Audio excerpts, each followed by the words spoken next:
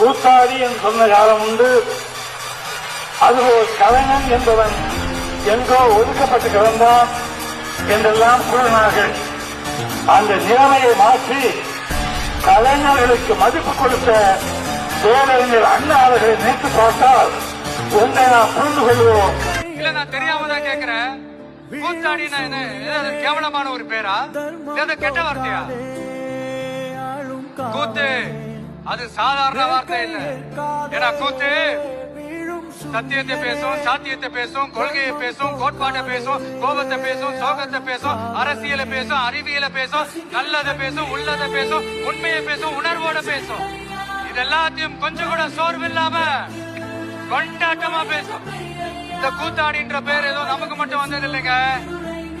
அன்னைக்கு தமிழ்நாட்டுல நம்ம ஊரு வாத்தியார் எம்ஜிஆரையும் அவங்க கட்சி ஆரம்பிச்சப்பவே இதே மாதிரிதான் கூத்தாடி கூத்தாடின்னு தான் கூப்பாடு போட்டாங்க. அவங்களுக்கே அப்படி கூப்பிடும் போது நம்மள கூப்பிடாமலா இருப்பாங்க?